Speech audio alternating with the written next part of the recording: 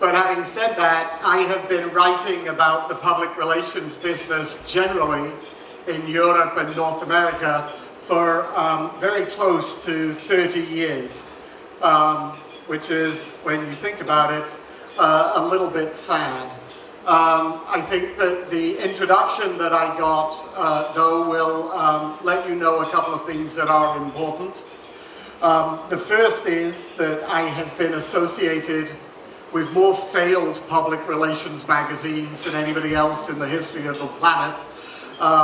I have a great believer that failure is one of the ways that you learn.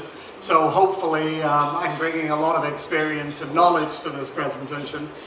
The second thing that you should know is that I have never actually worked a day in my life as a public relations person.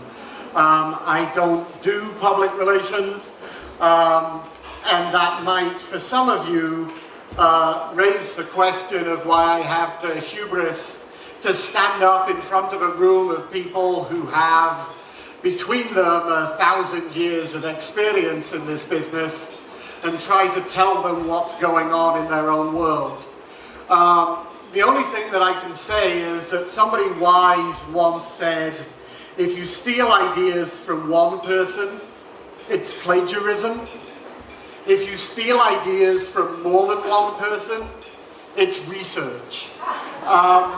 I steal ideas from almost everybody that I meet. And the great thing about my job is that I meet a lot of people who do public relations and a lot of people who pay people to do public relations. And so what you're going to get over the next 20-25 minutes is all of the ideas that I've stolen from those people. I want to say one final thing before I launch into this presentation, and that's an apology to the gentleman here with the camera, because I actually can't do this without moving around. I need to be mobile, and so you're going to have to work harder than if I just stood in one place, but that's just the way it is. This is also, by the way, exceptionally bad news for those of you in the back who thought that because there's a giant pillar there, you weren't going to have to see me. I am, in fact, probably going to drift from side to side, and you'll have to put up with that. Let me start by saying that what I want to do this evening is deliver, and this is sort of a classic journalistic idea, the bad news and the good news. I think the good news is that this is a time of great opportunity for our profession. As I said earlier, I've been writing about public relations for 25 or 30 years. And I don't think that there has ever been a time where the business has changed as much as it has over the last 4 or 5 years. And I don't think there has ever been a time when the opportunity for public relations to realize its potential is as great as it is today. And that is just as true in developed markets like the United States and the United Kingdom as it is in developing markets like Turkey. I spent most of today meeting with some of your leading independent PR firms, and it's clear to me that the challenges that they face, that the industry faces here in Turkey, are really the same challenges that I talk to the leaders of our business in London and New York and Hong Kong and Paris and Frankfurt. We're all challenged by the same issues. And the issue basically comes down to this. Public relations today is being used by most organizations to only a fraction of its ability to contribute. Public relations in the modern era has a major role to play, not only in communications, but in business and in organizational management generally. There is an opportunity for us to step up to the executive level in companies and really achieve that kind of potential. I'm going to talk about why that opportunity exists today and what needs to be done to take advantage of it. So that's the good news. The bad news is, because there is such a wonderful opportunity, because the potential for what we do is so exciting, there are lots of other people who would like to do it too. And we are, if we're going to succeed, we're going to have to face competition from people who traditionally have operated in totally different realms. We're also going to have to face competition from a whole new group of people who are just getting into this business.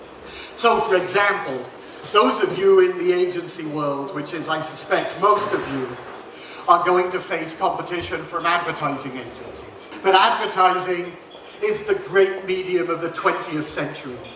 It is increasingly in the 21st century not the medium that companies need in order to forge real connections with their consumers. The fact of the matter is that we are moving into an era in which companies talking about themselves, telling you how great they are, shouting their message at you over and over again, are just not going to connect.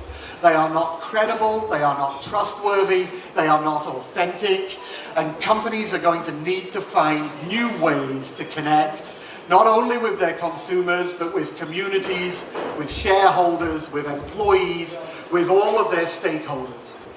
At the same time, you have a whole group of people in the digital and social space who would like to offer the kind of services that we should. Now, I happen to believe, I'm almost as cynical about digital and social firms as I am about ad agencies. I happen to believe that digital specialists will be with us for 2 or 3 years at most. So right now, digital is new and exciting, and there's a feeling that traditional PR firms maybe are too old and they don't quite understand all this new stuff. The clients certainly don't understand it. And so they're going to digital firms and saying, hey, give me one of those shiny new digital campaigns. But the reality is that any client who asks for a digital campaign doesn't understand what they really want. You don't want a digital campaign. What you want is a campaign that will connect you with an audience. And you should be using whatever the appropriate mix of channels and media are to reach that audience. So if you want a campaign that is going to connect you with teenage boys who play video games, then yes, you probably want a lot of that campaign to take place online. But maybe you want some of it to take place actually in the video game. Maybe you want to create games of your own. Maybe you want to reach them through a handful of magazines or television channels that they watch. But to assume that everything is digital is a mistake. If you want to reach the over 60s with a healthcare message, yes, digital should be part of that. Not everybody on Twitter is a teenager.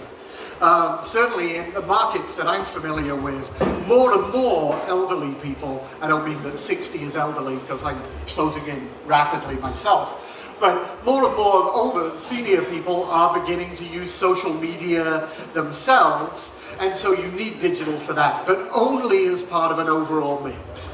So you have digital firms and you have advertising agencies that are competing with us right now. And then at the other end of the market, and for the firms that I talked with today, all of whom are moving in a more strategic management consulting kind of direction, this should be a little worrying.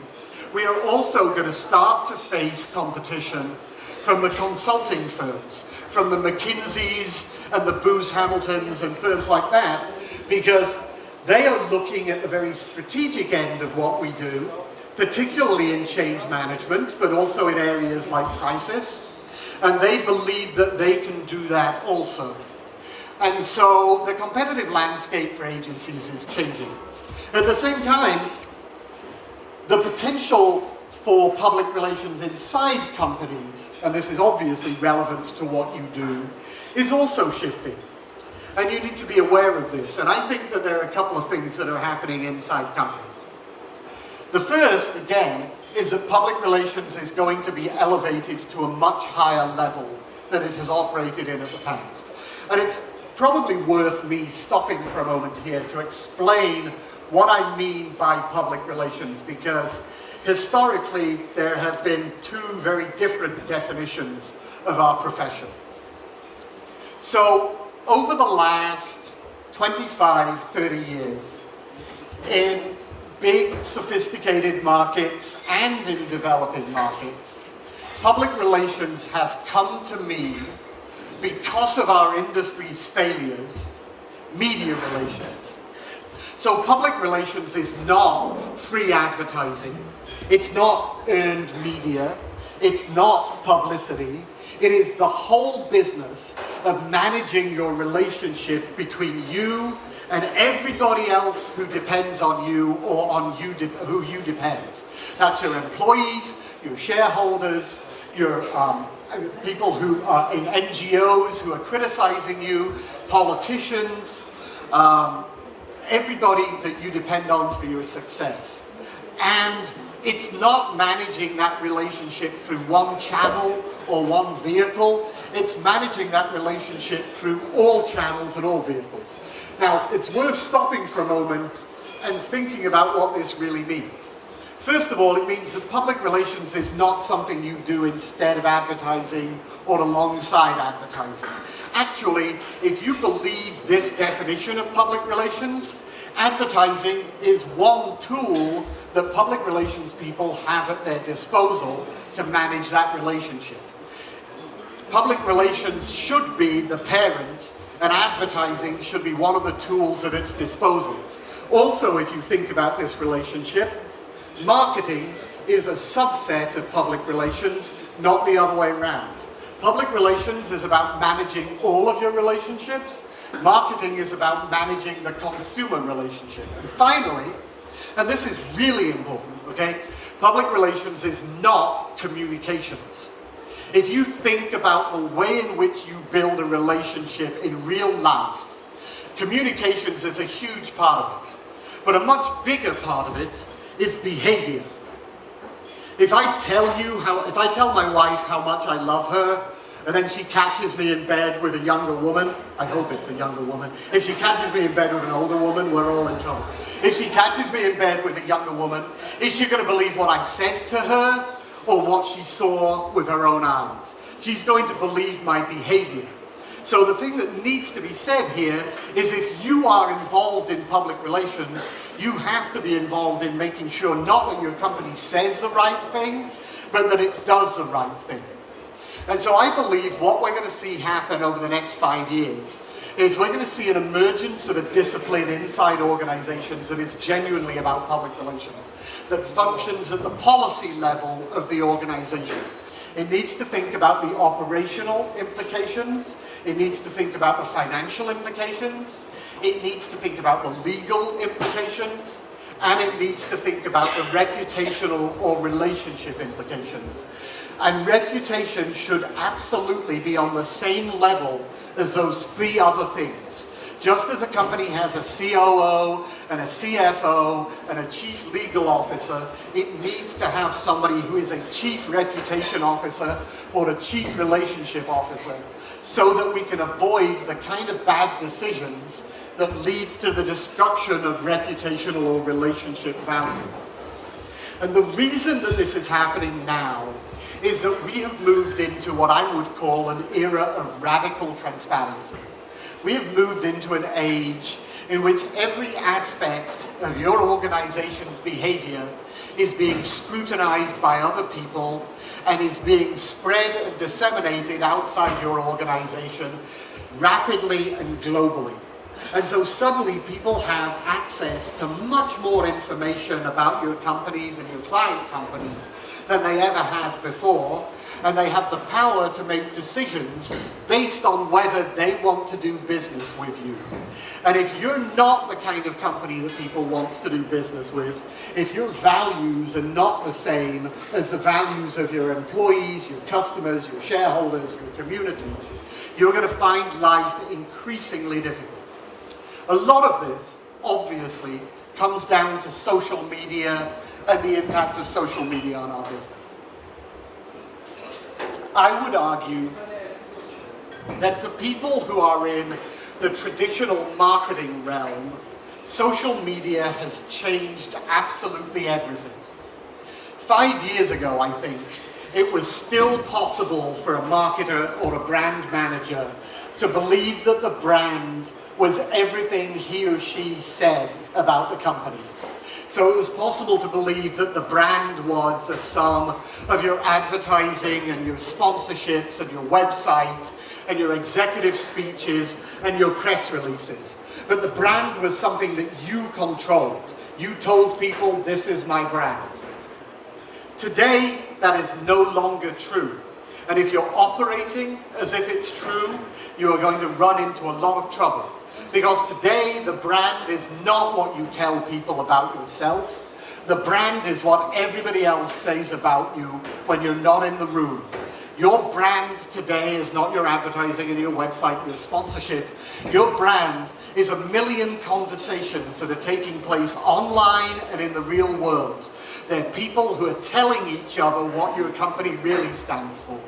And if you're telling them, for example, that your company stands for great service and they experience lousy service, if you're telling them that your company stands for environmental sustainability and they know that you're polluting a river somewhere, if you're telling them that you've gone beyond petroleum and you're leaking millions of gallons of oil into the Gulf of Mexico, you are going to have a worse reputation than if you said nothing at all.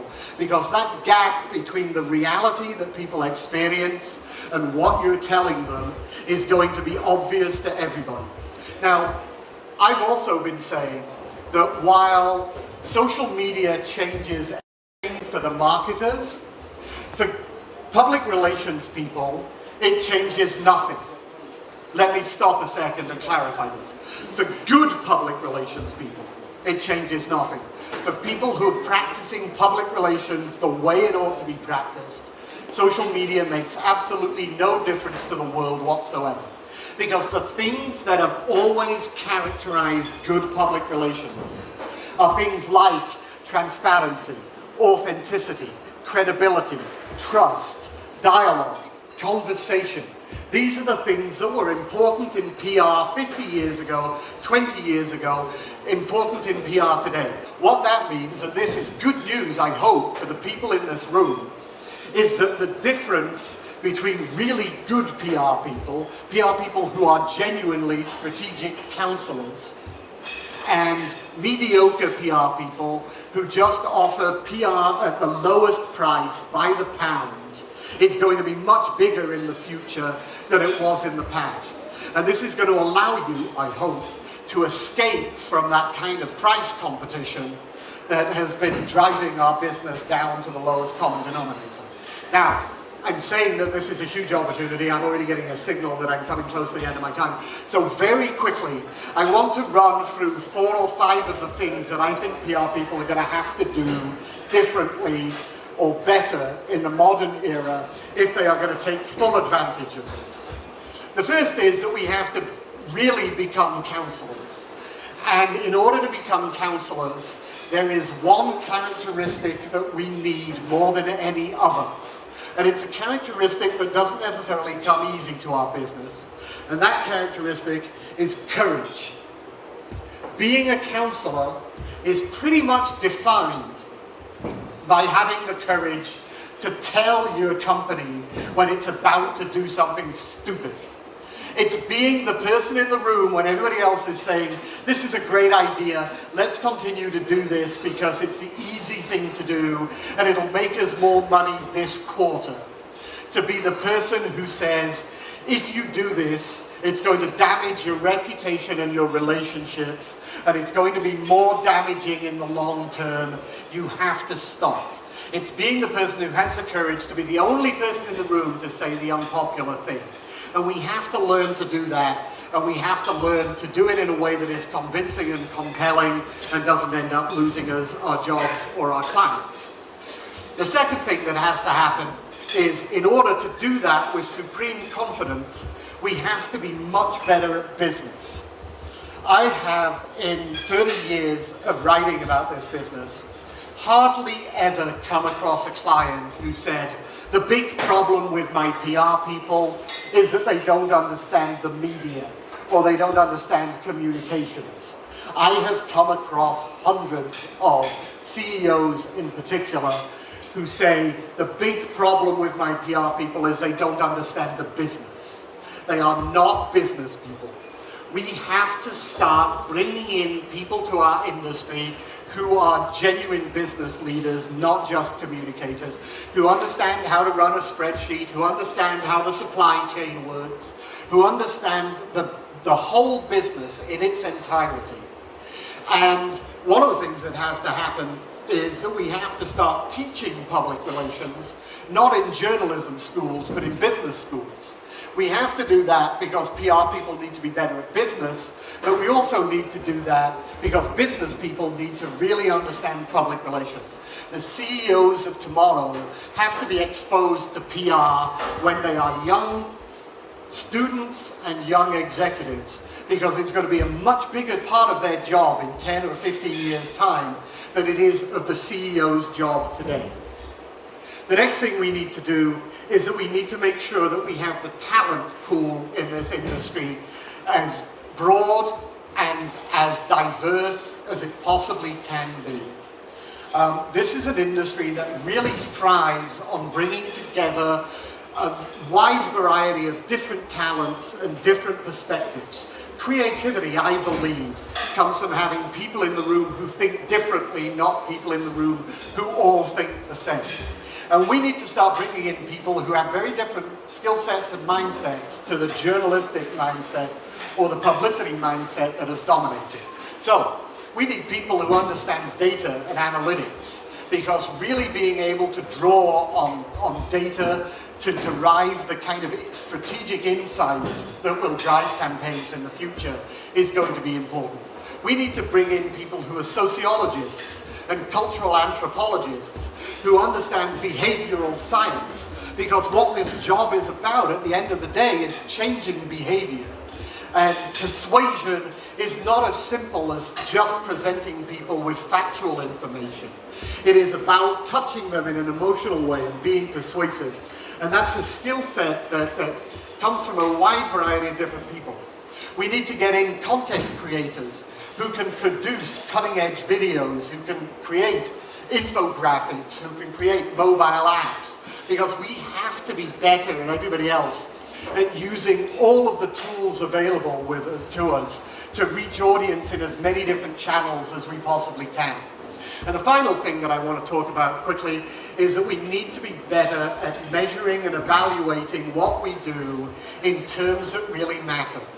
And there'll be an element of courage in this too, because I know from talking to people today that there are still many, many clients in this market, as there are in almost every market that I deal with, who come to you as agencies and say, what we want at the end of this is a big book of clips and a quote of how many column centimeters you produced and how much that would have cost us if we paid for it in advertising.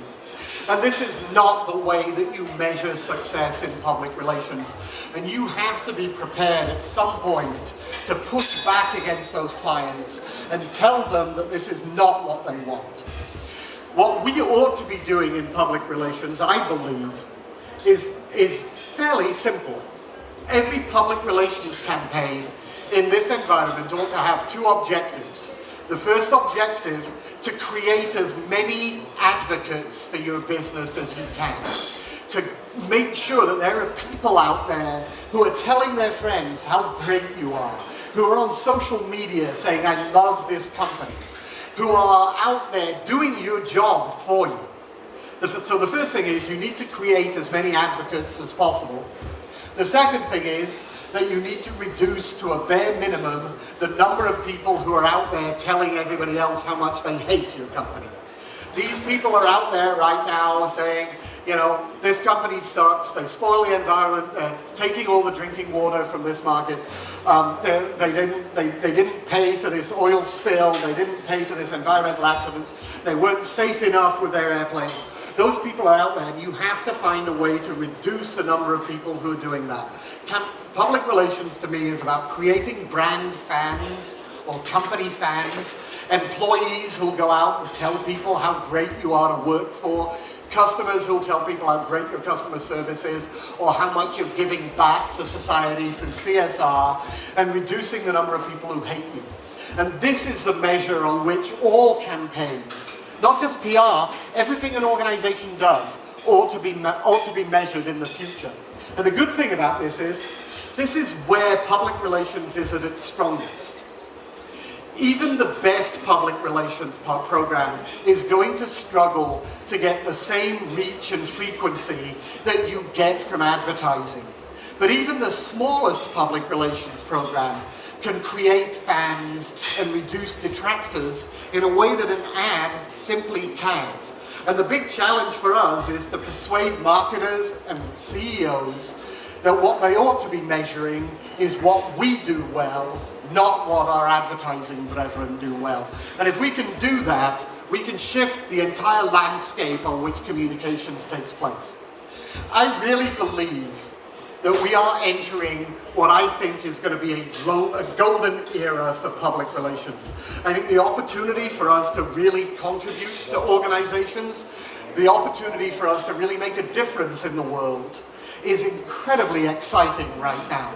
If you can adapt to that environment, if you can make the changes within your agency to prepare for that kind of world, you will be more profitable, you will be more meaningful, you will be more successful, you will grow, you will be happy. The world is really an exciting place for public relations right now. And I hope that the leading agencies here in Turkey and the leading agencies around the world are in a position to take advantage of it. Thank you very much indeed.